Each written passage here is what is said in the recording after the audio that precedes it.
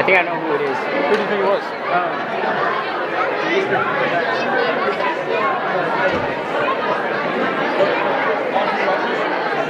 Is there only like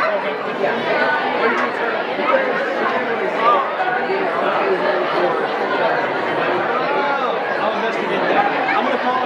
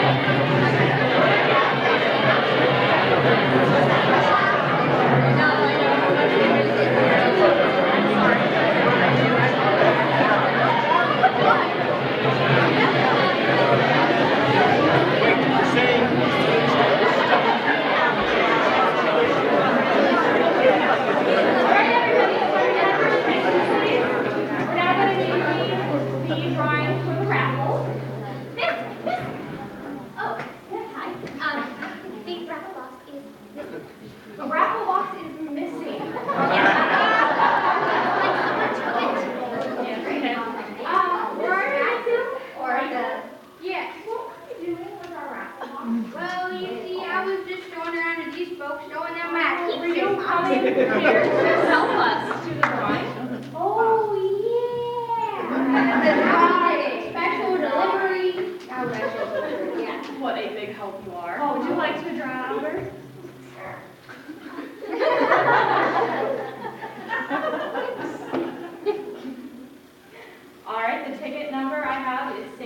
2971652. Anybody have that ticket? Come forward and collect your prize right there. Come on.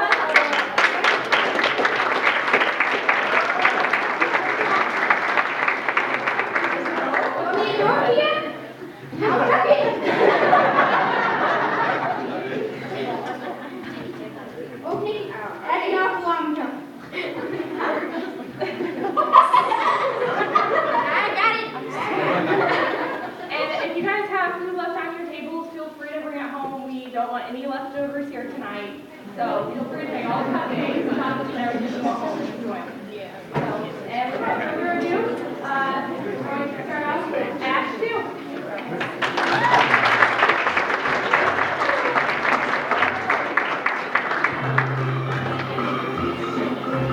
Verify the number with him because he authorized it.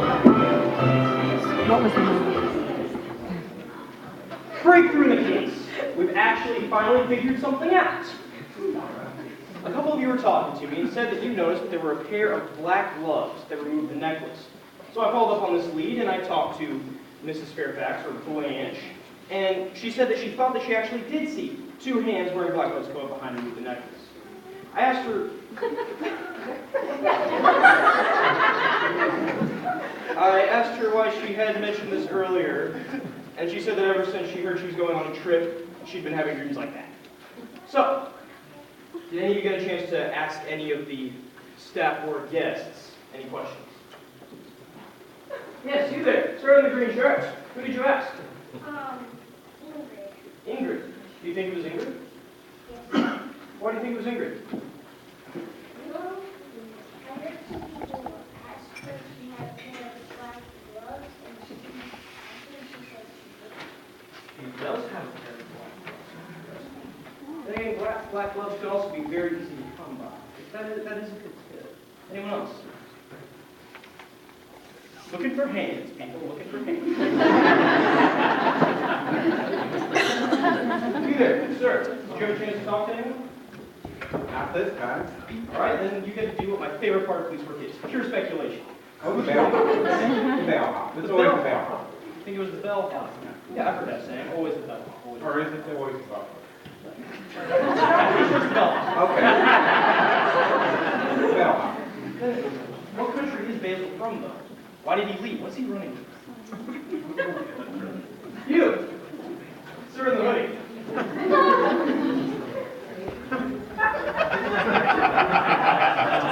The ex-fiancée. Why her? Because she has a grudge and no alibi. Grudge, no alibi. Well, besides the fact that she might have been out of time. Then again, it is a often large coincidence to suddenly show up in a different country and go out of the way. Personally, I'm still waiting for it. Either way. The owner of the hotel. The owner of the hotel. He's the one who offered to let them keep their stuff in the safe. Keep your stuff in the safe, so he couldn't And have he needs money. He does need money. It's a hotel. I don't even know if I could call it a hotel. Well, thanks to all of you for your tips. You've been a great help.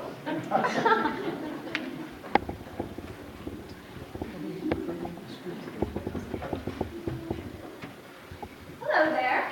I couldn't help but overhear that you were sharing some information with my good friend, Chief Wickfield. I wonder, if it's not too much trouble, if you could just spare me a moment of your time so that I too could pick your collective brains for. So then, what about the tour bus route? Don't you think it's a bit too convenient if the bus just happened to break down and the whole group just happens to have this neat and tidy little alibi? Come in. What are you doing? Emma, there you are. I was just wasting time pursuing false leads. No, ridiculous theories. No, I wouldn't say that. Come along now. We've got a case to solve. Unless you'd rather add to the investigation, I do seem to do all the work myself.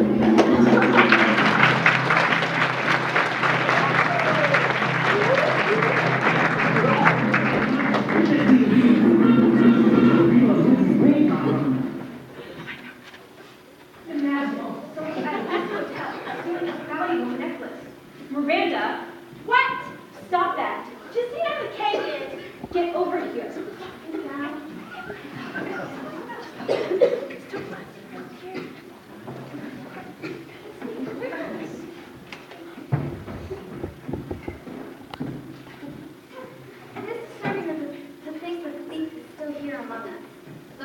lost that old couple with right hands after they didn't find the necklace among all their other stolen items. At least we weren't here when it happened, or else we'd be under suspicion too.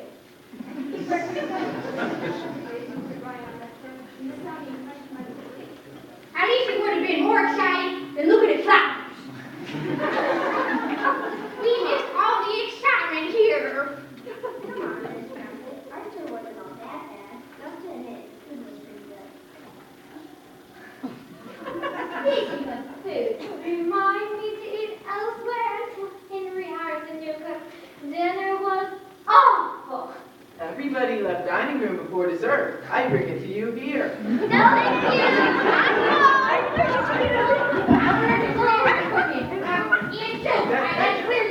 But it's gluten-free, dairy-free, and flavor-free. Nobody likes my cooking. Edward, I want to leave the hotel. Lunch. How many times do I have to explain to you that we have got to stay here until Detective Thornton is able to solve the case for us? Stay here. Do something else for me. I promise to when it's all over, I'll take you somewhere else. In the meantime, I'll probably die of food poisoning. Hey, Sola, watch where you're going. Mr. and Mrs. Fairfax, here you are. It's been such a hectic day with the police and all that I've hardly had a chance to see how you're doing. Please consider the rest of your stay here as on the house. What a bargain. Henry, that's very kind of you, thank you. Nice use a bit of fresh air, so we're going out for an evening stroll. Here. How many times did I tell you not to take me here? She's going How many? Count how many?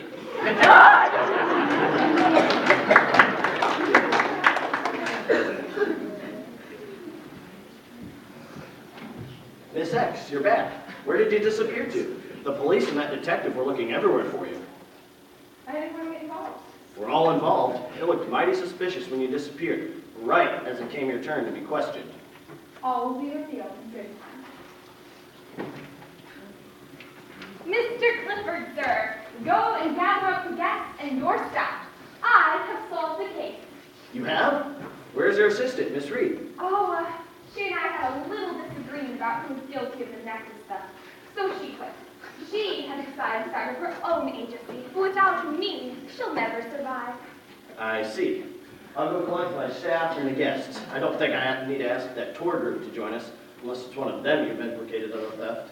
Don't be ridiculous. What do you take me for, a fool? Miss X,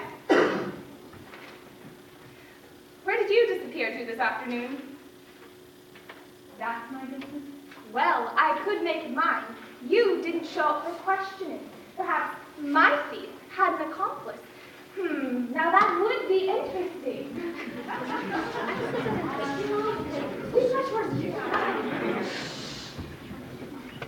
Gather round, everyone, and listen to the genius of Phyllis Thornton as she explains the mystery of the stolen necklace.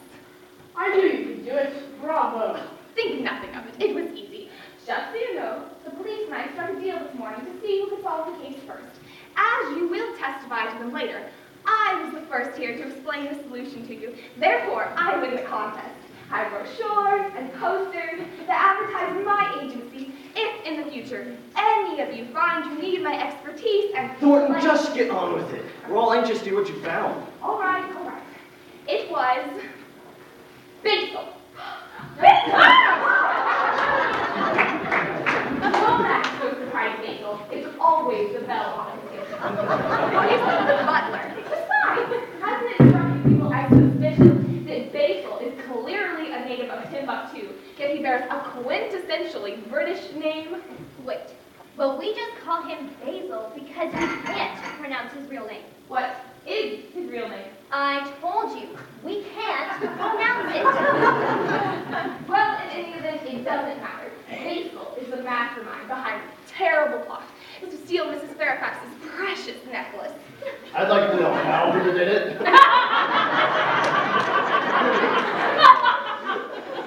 According to your testimonies, you were all asleep at 11 o'clock. But admits he was on the late shift at the front desk.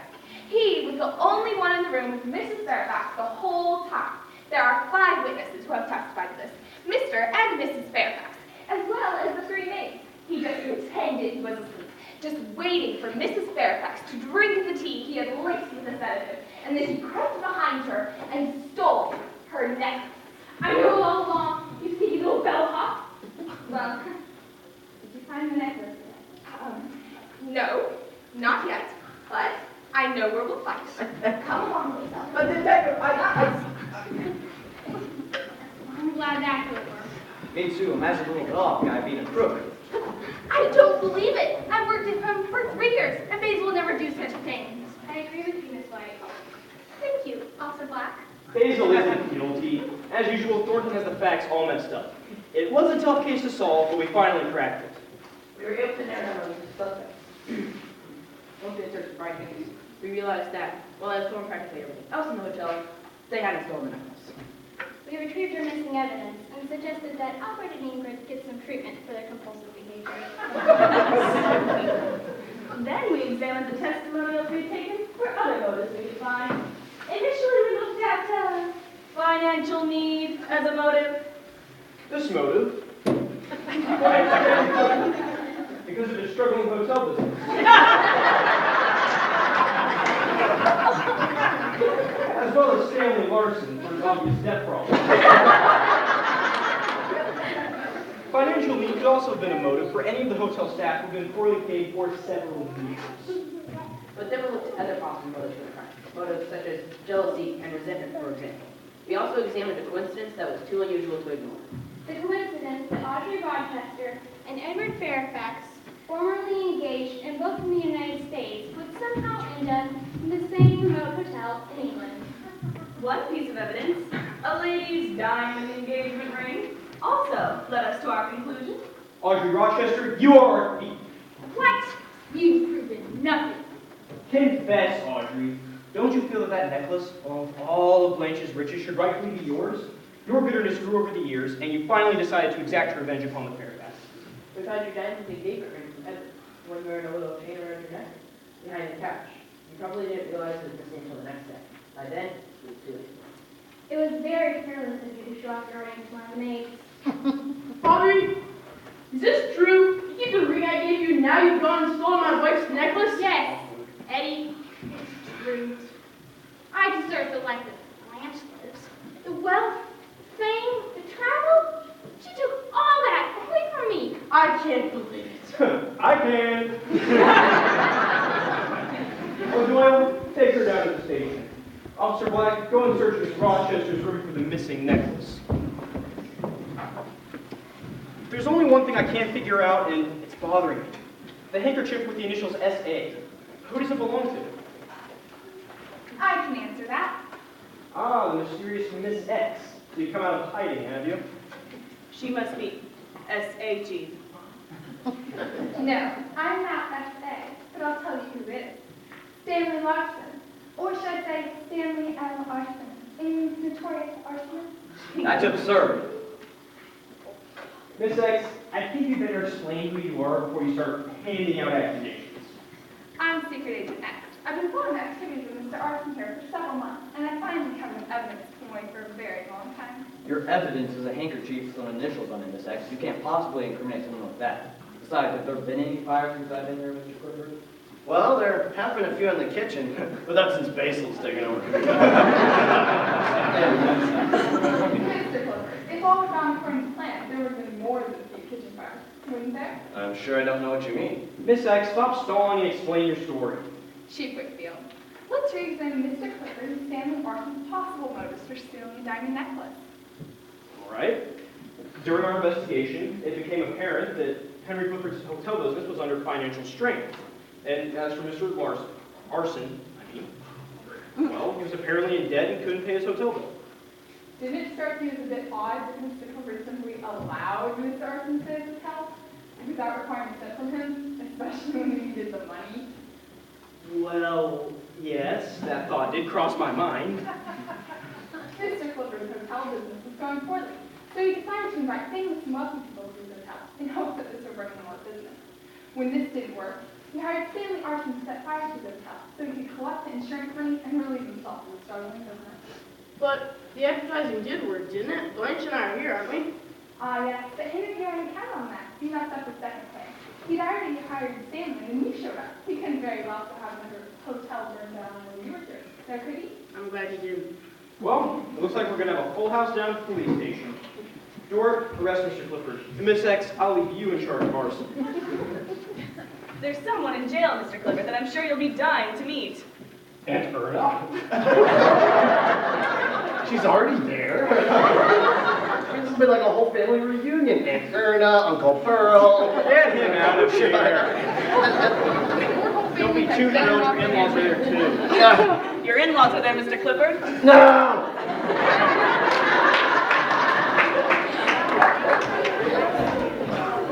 Basil, you don't tell me where that necklace is. I swear I'll wring your neck. I tell you, detective, I know, have, necklace! Here it is. Oh, thank you. I was beginning to think I'd never see it again. All these crooks around. I told you to find it. Where was it? It was in Miss Rochester's suitcase. She was all packed to leave. Rochester's suitcase? What was it doing there? Miss Thornton, you're a washout. But I solved the case first. You accused the wrong person. Why don't you join me down at the police station? We have a lot of paperwork to do this evening, and we could certainly use some team crumpets. We expect weekly delivery, by the way. That was not part of the deal. Someone wise once said, you've got to learn to read the fine print.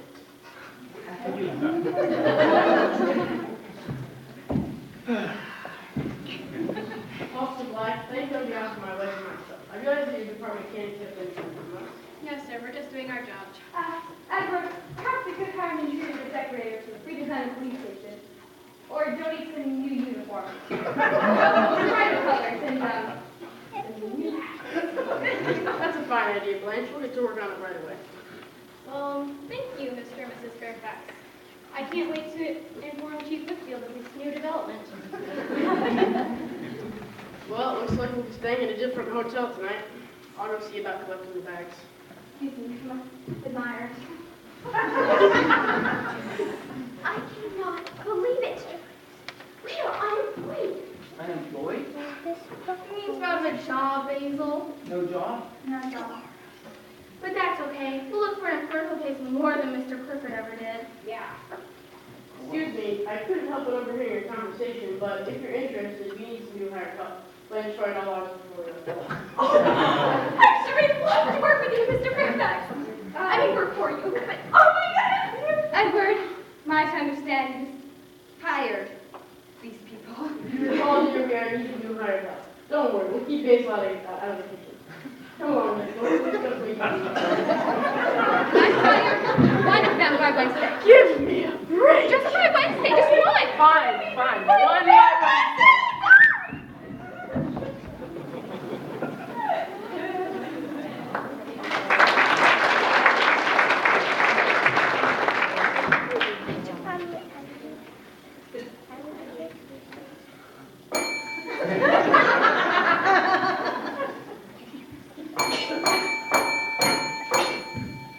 Hey, where is everybody? You can't get any decent service in this hotel.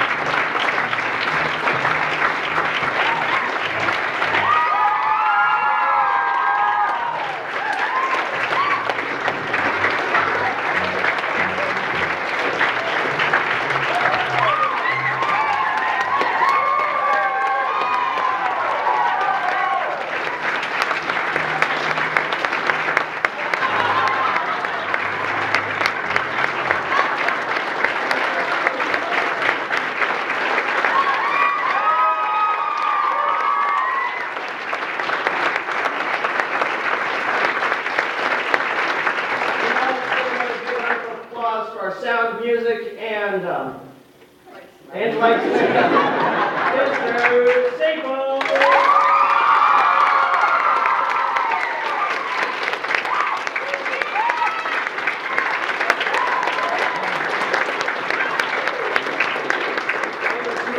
Round of applause for our two amazing play directors, Mrs. Stark and Mrs. Biswell.